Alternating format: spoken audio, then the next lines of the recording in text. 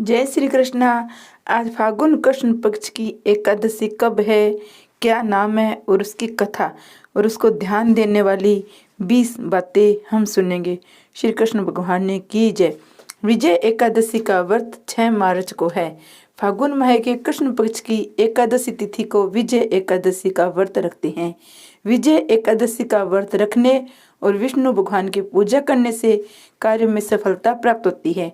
यदि आपको कोई विशेष कार्य करना हो तो आप विजय एकादशी का व्रत विधि पूर्वक रखें, पूजा करें, भगवान विष्णु का आशीर्वाद लेकर कार्य का प्रारंभ करें। उस कार्य में आपको विजय प्राप्त होगी। जो लोग विजय एकादशी का व्रत रखेंगे उनको विष्णु भगवान खुश होंगे और विष्णु भगवान की कथा सुन के व्रत को सफल करे। जो कोई विजय एकादशी का व्रत विधि विधान से करता है उसे अपने कार्यों में सफलता मिलती है। ब्रह्मदेव ने कहा है, जो मनुष्य इस व्रत को करेगा उसे सफलता अवश्य मिलेगी। इस साल एकादशी व्रत 6 मार्च को है और 7 मार्च को भी है। अपने गृहस्थी 6 मार्च को ही करेंगे।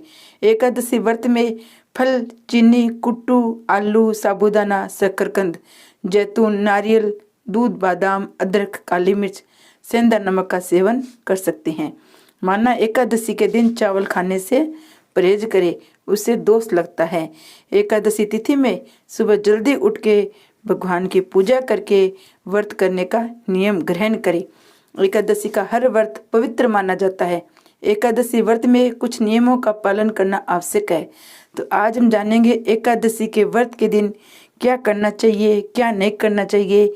इसके ऊपर मैं आपको 20 टिप्स बताऊंगी। नंबर 1, ब्रह्मचर्य का पालन करें, भोग विलास से भी दूर है। एकादशी को लकड़ी का दांतून पेस्ट का उपयोग न करें। नींबू, जामुन या आम के पत्ते लेकर चबा ले और उंगली से कंठ शुद्ध कर ले। व्रत से पत्ता तोड़ना भी वर्जित है। सिवाय गिरे हुए पत्तों का सेवन करें। स्नान आदि कर मंदिर में जाकर गीता जी का पाठ करें। पुरोहित से सुने कथा का श्रवण करें। नंबर 5, प्रभु के सामने इस प्रकार संकल्प करे, आज मैं चोर, पाखंडी, दुराचार मनुष्य से बात नहीं करूंगा, न किसी का दिल दुखाऊंगा, गो ब्राह्मण आदि को फलार व अन्न आदि देकर प्रसन्नता करूंगा, रात्रि को जागरण कर कीर्तन करूंगा, ओम नमः भगवते वासुदेवाय इस 12 मंत्र गुरु मंत्र का जाप करूंगा, राम कृष्ण नारायण इत्यादि विष्णु सहस्त्र नाम को कंठ का भूषण बनाऊंगा। ऐसी प्रतिज्ञा करके श्री विष्णु भगवान का स्मरण करके प्रार्थना करे, हे त्रिलोकपति, मेरी लाज आपके हाथ है, अतः मुझे इस संकल्प को पूरा करने की शक्ति प्रदान करे। मौन, जप, शास्त्र पठन, कीर्तन, रात्रि जागरण एकादशी के व्रत में विशेष लाभ पहुंचाते हैं। नंबर 6, एकादशी के दिन अशुद्ध द्रव्य से बने पेय न पिए। कोल्ड ड्रिंक से एसिड डाले हुए फलों को डिब्बा बंद रस को न पिए। नंबर 7, 2 बार भोजन न करे। आइसक्रीम व तली हुई चीजों न खाए। नंबर 8, फल अथवा घर पर बना हुआ रस या थोड़े दूध या जल लेना विशेष लाभदायक है। नंबर 9, व्रत के 10वीं और एकादशी, द्वादशी इन तीनों दिनों में कांसे के बर्तन, मांस, प्याज, लहसुन, चावल, मसूर, उड़द, चने, साग, शहद, तेल, अधिक जल का सेवन न करें। व्रत के पहले दिन 10वीं को, दूसरे दिन द्वादशी को जौ, गेहूं, मूंग, सेंधा नमक, काली मिर्च, शक्कर और गोघृत आदि का एक बार ही भोजन करें। नंबर 10, फलाहार को गोभी, गाजर, सलगम, पालक, कुल्फा का साग इत्यादि सेवन नहीं करना चाहिए। नंबर 11, आम, अंगूर, केला, बादाम, पिस्ता इत्यादि अमृत फलों का सेवन करें। नंबर 12, जुआ, निंद्रा, पर निंद्रा, चुगली, चोरी, हिंसा, मैथुन, क्रोध, झूठ, कपटादि अन्य कुकर्मों से नितांत दूर रहना चाहिए। नंबर 13, बैल की पीठ पर सवारी न करे। नंबर 14, भूलवश किसी निंदक से बात हो जाए तो इस दोष को दूर करने के लिए भगवान सूर्य के दर्शन तथा धूप दीप से श्री हरि की पूजा कर क्षमा मांग लेनी चाहिए।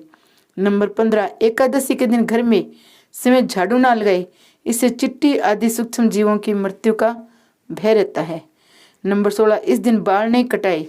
नंबर 17, मधुर बोले, अधिक न बोले। अधिक बोलने से न बोलने योग्य वचन भी निकल जाता है। नंबर 18, सत्य भाषण करना चाहिए। नंबर 19, इस दिन यथाशक्ति अन्न दान करे, किंतु सिवाय किसी का दिया हुआ अन्न फल कदापि ग्रहण न करे। नंबर 20, प्रत्येक वस्तु प्रभु को भोग लगाकर तुलसी दल छोड़कर भगवान को अर्पण करके ग्रहण करनी चाहिए। ये 20 बातें व्रत करने वाले को ध्यान में रख के व्रत करना चाहिए। अब हम एकादशी की, विजय एकादशी की कथा सुनेंगे। युधिष्ठिर ने पूछा, हे वासुदेव, फागुन के कृष्ण पक्ष में किस नाम की एकादशी होती है? कृपा करके आप मुझे बताइए। भगवान श्री कृष्ण बोले, युधिष्ठिर, एक बार नारद जी कमल के आसन पर विराजमान होने वाले ब्रह्मा जी से प्रश्न किया, सूर्य श्रेष्ठ फागुन के कृष्ण पक्ष में जो विजय नाम की एकादशी होती है, कृपया उसके पुण्य का वर्णन कीजिए। ब्रह्मा जी ने कहा, हे नारद, सुनो, मैं एक उत्तम कथा सुनाता हूँ जो पापों को अपहरण करने वाली है। ये व्रत बहुत ही प्राचीन, पवित्र और पापनाशक है। ये विजय नाम की एकादशी राजाओं को विजय प्रदान करती है, इसमें तनिक भी संदेह नहीं है। पूरे काल की बात है, भगवान श्री रामचंद्र जी 14 वर्षों के लिए वन में गए। वहाँ पंचवटी में सीता और लक्ष्मण के साथ रहने लगे। वहाँ रहते समय रावण ने चंपलतावश विजय आत्मा श्री राम की तपस्विनी पत्नी सीता का हरण कर लिया। उस दुख से श्री राम व्याकुल उठे। उसमें सीता की खोज करते हुए वे वन में घूमने लगे। कुछ दूर जाने पर उन्हें जटायु मिले, जिनकी आयु समाप्त हो चुकी थी। इसके बाद उन्होंने वन के भीतर कबंध नामक राक्षस का वध किया। फिर सुग्रीव के साथ उनकी मित्रता हुई। तत्पश्चात श्री राम के लिए वानरों की सेना एकत्रित हुई। हनुमान जी ने लंका के उद्यान में जाकर सीता जी का दर्शन किया। श्री राम की चिन्ह स्वरूप मुद्रिका प्रदान की। यह उन्होंने महान पुरुषार्थ का काम किया था। वहां से लौटकर वे श्री रामचंद्र जी से मिले। लंका का सारा समाचार उनसे निवेदन किया। हनुमान जी की बात सुनकर श्री राम ने सुग्रीव की अनुमति ले लंका को प्रस्थान करने का विचार किया। समुद्र के किनारे पहुंचकर उन्होंने लक्ष्मण से कहा, हे सुमित्रा नंदन, किस पुण्य से इस समुद्र को पार किया जा सकता है? ये अत्यंत अगाध और भयंकर जल जंतुओं से भरा हुआ है। मुझे ऐसा कोई उपाय नहीं दिखाई देता जिससे इसको सुगमता से पार किया जा सके। लक्ष्मण बोले, महाराज, आप ही आदिदेव और पुराण पुरुषोत्तम हैं। आपसे क्या छिपा हुआ है? यहाँ द्वीप के भीतर बगदावल्य नामक मुनि रहते हैं। यहाँ से आधे योजन की दूरी पर उनका आश्रम है। हे रघुनंदन, उन प्राचीन मुनीश्वर के पास जाकर उन्हीं से इसका उपाय पूछना चाहिए। लक्ष्मण जी की ये बात सुनकर श्री रामचंद्र जी महामुनि बगदालंबे से मिलने के लिए गए। वहां पहुंचकर उन्होंने मस्तक झुकाकर मुनि को प्रणाम किया। मुनि उनको देखते ही पहचान गए कि पुराण पुरुषोत्तम श्री राम हैं, जो किसी कारणवश मानव शरीर में अवतीर्ण हुए हैं। उनके आने से महर्षि को बड़ी प्रसन्नता हुई। उन्होंने पूछा, श्री राम, आपका कैसे यहाँ आगमन हुआ?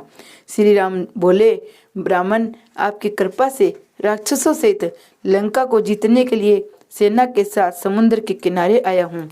मुने, अब जिस प्रकार समुद्र पार किया जा सके वह उपाय बताइए, मुझ पर कृपा कीजिए। बगदालंबे ऋषि ने कहा, हे श्री राम, फागुन के कृष्ण पक्ष में जो विजय नाम की एकादशी होती है, उसका व्रत करने से आपकी विजय होगी। निश्चय ही आप अपनी वानर सेना के साथ समुद्र को पार कर लेंगे। राजन, अब इस व्रत की फलदायक विधि सुनिए। 10वें का दिन आने पर एक कलश स्थापित करें। वहाँ सोने, चांदी, तांबे अथवा मिट्टी का भी हो सकता है। उस कलश को जल से भरकर उसमें पल्लव डाल दे।